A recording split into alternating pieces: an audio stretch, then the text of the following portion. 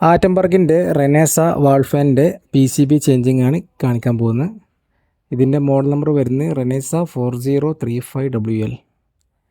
ആറ്റംബർഗിൻ്റെ PCB വരുന്നത് ഇതാണ്. Already company PCB വരുന്നത്. മോട്ടർ PCB താഴ്ഭാഗം ഓപ്പൺ ചെയ്തിട്ടുണ്ട്. 2 സ്വിച്ചസ് വരുന്നുണ്ട്. ഓസിലേഷൻ സ്വിച്ച്, മറ്റേത് സ്പീഡ് സ്വിച്ചാണ് വരുന്നത്.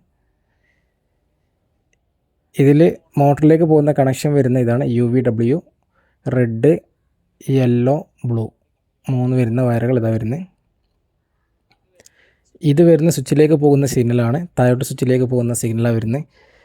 ബോർഡ് റീപ്ലേസ് ചെയ്യുമ്പോൾ ഇതിൻ്റെ ആവശ്യം വരുന്നില്ല, അതുകൊണ്ട് ഇതിന് റിമൂവ് ചെയ്യാം. ഇത് വരുന്ന ഓസിലേഷൻ മോട്ടറിലേക്ക് പോകുന്ന കണക്ഷനാണ്. ഓസിലേഷൻ മോട്ടറാണ് താഴെ വരുന്നത്. ഇതിലേക്ക് വരുന്ന കണക്ഷനാണ് ഈ കാണുന്നത്. AC 220 മോട്ടറാണ് ഓസിലേഷൻ മോട്ടർ വരുന്നത്. അത് റിമൂവ് ചെയ്തു. ഇത് വരുന്ന ഇതിലേക്ക് വരുന്ന കണക്ഷനാണ്. കറണ്ട് AC വരുന്നതാണ്, ലൈൻ വരുന്നതാണ്.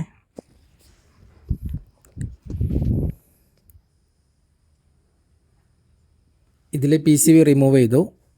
ഇതിന് ബദലായിട്ട് പുതിയ റൗണ്ട് RF PCB ഇൻസെർട്ട് ചെയ്യാൻ പോകുന്നുണ്ട്.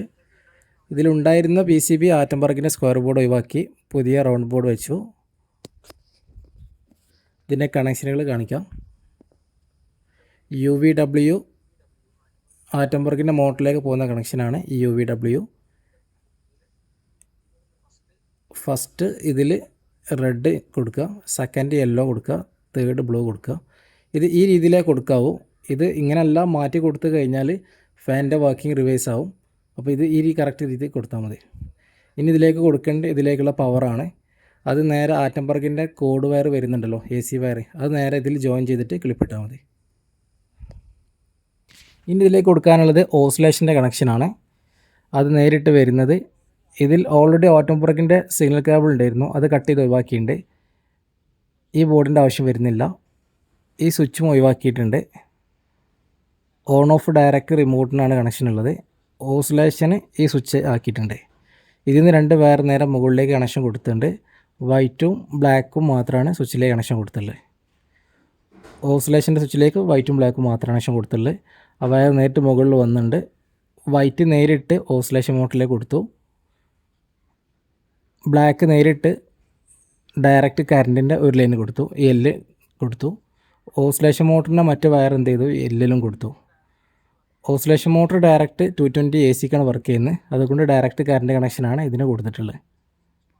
ഒരു സ്വിച്ച് വഴി ആണ് അത് കണക്ഷൻ കൊടുത്തിട്ടുള്ളത്. സ്വിച്ച് ഓൺ ആക്കിയാൽ ഓൺ ആവും, ആ രീതിയിലാണ് കൊടുത്തുള്ളൂ. PCB ഫിറ്റ് ചെയ്യുമ്പോൾ ഈ പൊസിഷനിലാണ് വെക്കാവും കേട്ടോ. ഇതിൽ സ്ക്രൂ ചെയ്താൽ മതി. ഇതിലൊരു ഹോൾസ് വെച്ചിട്ട് ഇതിൽ സ്ക്രൂ ചെയ്താൽ മതി. ഇത്രയാണ് ഇതിൻ്റെ കണക്ഷൻ വരുന്നുള്ളൂ. ഓക്കെയാണ്. ഓസിലേഷൻ ഡയറക്റ്റ് കാര്യം വർക്ക് ചെയ്യുക. ഓസിലേഷൻ ഓണും ഓഫും ഈ സ്വിച്ചാണ് വരിക. അത് മാനുവലായിട്ടേ കിട്ടുള്ളൂ, അതിന് റിമോട്ട് കണക്ഷൻ കിട്ടില്ല. ഇപ്പോൾ കംപ്ലീറ്റ് ഫാൻ അസംബിൾ ചെയ്തു. നേരെ ഫാൻ ടെസ്റ്റ് ചെയ്യാണ്. ഇത് പഴയ റിമോട്ട്, ഇത് പുതിയ RF റിമോട്ട് വരുന്നു. ഇതിൽ നേരെ ഓൺ ചെയ്തു.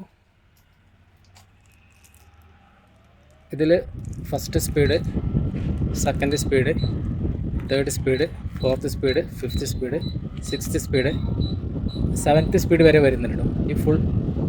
ഈ സെൻട്രൽ ബട്ടൺ 7th സ്പീഡാണ് വരുന്നത്. നിലവിലുള്ള കമ്പനി ഫാനിലാർ ഒരുപാട് RPM കൂടും.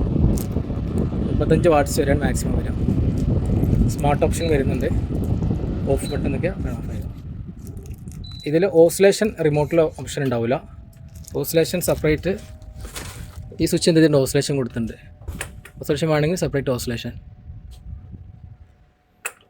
പഴയ ഓൺ ഓഫ് സ്വിച്ച് ക്യാൻസൽ ചെയ്തിട്ടുണ്ട്, ഒഴിവാക്കിയിട്ടുണ്ട്. റിമോട്ട് പെയർ ചെയ്യൽ ഓഫ് ബട്ടൺ ലോങ് പ്രസ് ചെയ്താലാണ് റിമോട്ട് പെയർ ചെയ്യൽ കേട്ടോ. PCBയിൽ ഓൾറെഡി പെയർ ചെയ്തിട്ടല്ല റിമോട്ട് വരാറ്. റിമോട്ട് പെയർ ചെയ്യുകയാണെങ്കിൽ ഓഫ് ബട്ടൺ ലോങ് പ്രസ് ചെയ്യാം. പവർ ആദ്യം ഓഫ് ചെയ്തതിന് ശേഷം ലോങ് പ്രസ് ചെയ്യുക, ശേഷം പവർ ഓൺ ചെയ്ത് കഴിഞ്ഞാൽ സെറ്റാവും.